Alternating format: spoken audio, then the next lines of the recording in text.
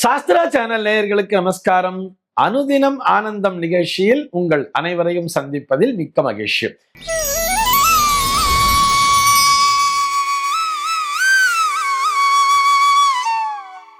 இன்று 4/9/2025 இந்த நாள் குறித்து பஞ்சாங்கம் என்ன சொல்றதுன்னு பார்க்கலாம் வாங்கோ. இன்றைய தினம் விஸ்வாவசு வருடம் ஆவணி மாதம் 19ஆம் தேதி வியாழக்கிழமை. திதி பார்த்தோம்னா வளர்பிறை துவாதசி திதி. நாளைய தினம் அதிகாலை 4:08 வரை இருக்கு.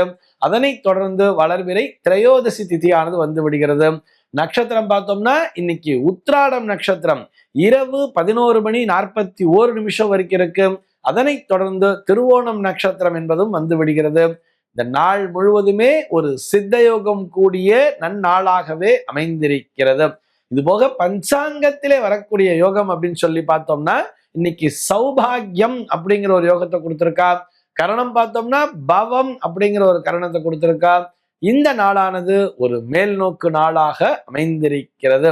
இன்னைக்கு என்ன ஸ்பெஷல் அப்படின்னு சொல்லி பார்த்தோம்னா இன்றைய தினம் ஒரு வளர்பிறை சுபமுகூர்த்த நாளாக அமைந்திருக்கிறது. இந்த நாளிலே எல்லா விதமான சுப நிகழ்ச்சிகளையும் செய்யலாம் என்பதற்காக நினைவூட்டுகிறோம். இது போக இன்றைய தினம் பஞ்சாங்கத்திலே ஹரிவாசரம் அப்படிங்கிறத கொடுத்திருப்பா. அதுவும் பார்த்தோம்னா எத்தனை மணிக்குன்னு பார்த்தோம்னா பகல் 10:23 ஹரிவாசரம் அப்படிங்கிறத கொடுத்திருப்பா. இது என்ன ஹரிவாசரம் அப்படின்னு சொல்லி பார்த்தோம்னா நேற்றைய தினம் அந்த ஏகாதசி விரதத்தினை இருந்தவர்கள் இன்னைக்கு அந்த துவாதசி பாரணை அப்படிங்கிறத பண்ணுவா தெரியுமா? அந்த துவாதசி பாரணையை எத்தனை மணிக்கு செய்ய வேண்டும் சொன்னா பகல் 10:23 மேலாக செய்ய வேண்டும். இது என்ன கணக்கு அப்படின்னு சொல்லி பார்த்தோம்னா அந்த துவாதசி திதி மொத்தமாக எத்தனை நாள் வரைக்கும் இருக்கும் அதை 4 பாகங்களாக பிரித்து முதல் கால் பாகம் இருக்கு இல்லையா, அந்த முதல் கால் பாகமானது எப்பொழுது முடிவடைகிறதோ அந்த நேரத்திலே ஹரிவாசரம்ங்கிறத கொடுத்திருப்பார்.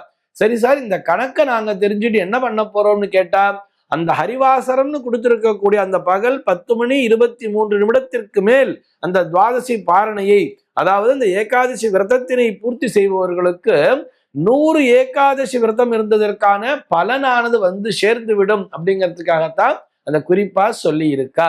இது போக இன்றைய தினம் பஞ்சாங்கத்திலே அனந்த துவாதசி அப்படிங்கிறத கொடுத்திருப்பா. இது போக இன்றைய தினம் புவனேஸ்வரி ஜெயந்தி அப்படிங்கிறதையும் கொடுத்திருக்கா. இது போக இன்றைய தினமானது ஒரு வாமன ஜெயந்தி நாளாகவும் பார்க்கப்படுகிறது. நமக்கு வாமன அவதாரம் குறித்து தெரியும் தானே. அந்த மகாபலி சக்கரவர்த்தி யாகம் செய்யும் பொழுது அங்கே போய் 3 அடி மண் கேட்கிறார் தானமாக வாமனர். 3 அடி மண் தானே தானமாக கொடுக்கும் பொழுது இந்த தானத்தினை பெற்றுக்கொண்ட பின் விஸ்வரூபம் எடுத்து உலகளந்த பெருமாளாக ஒரு அடியினால் மண்ணையும் இன்னொரு அடியினால் விண்ணையும் அளந்து விட்டு மற்றொரு அடியினை எங்கே வைப்பது என்று கேட்கும்பொழுது மகாபலி சக்கரவர்த்தி பணிவோடு வணங்கி பெருமாளுடைய அந்த விஸ்வரூப தரிசனத்தை பெற்று என்ன பண்றார், 3வது அடியினை அடியேறினுடைய அந்த சிரசிலே வையுங்கள் அப்படின்னு சொல்லிட்டு வாங்கி கொண்டு அந்த இறைவனுடைய பாதத்தையே தன்னுடைய தலையிலே சுமந்தார் அல்லவா. அப்படிப்பட்ட அந்த வாமனனுடைய ஜெயந்தி நாளாக இந்த நாளானது பார்க்கப்படுகிறது. இந்த நாளிலே நம்ம எல்லாரும் என்ன பண்ணணும்னு சொன்னா இந்த வாமனனுடைய அந்த திருப்பாதங்களை வணங்கும் பொழுது இறைவன் நமக்கும் மோட்ச பிராப்தியினை அருளுவார் என்கின்ற அந்த ஒரு உண்மையைத்தான் நாம் அனைவரும் உணர வேண்டும்.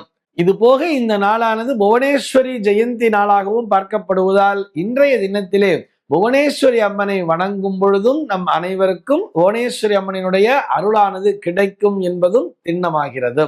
சென்னையை பொறுத்தவரை இன்றைய தினத்தினுடைய சூரிய உதயம் என்பது காலை 6:01 சூரிய அஸ்தமனம் என்பது மாலை 6:14 சந்திர உதயம் என்பது மாலை 3:41 சந்திர அஸ்தமனமானது அதிகாலை 3:28 சம்பவிக்கிறது.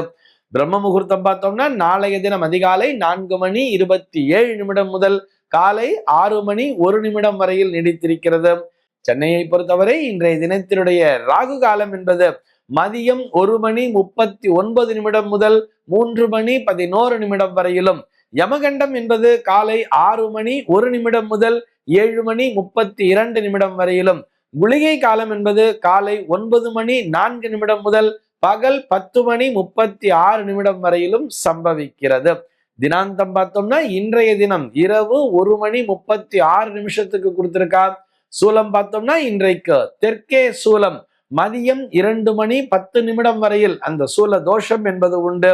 அதற்குரிய பரிகாரமாக நல்லெண்ணெய் தானம் விடுத்துவிட்டு தெற்கு திசையை நோக்கி பயணிக்கலாம் அப்படிங்கிறதையும் சொல்லி இருக்கார். இந்த தகவலோடு இன்றைய தினம் நான் உங்களிடமிருந்து விடைபெறுகிறேன். மீண்டும் உங்கள் அனைவரையும் நாளைய தினம் சந்திக்கிறேன்.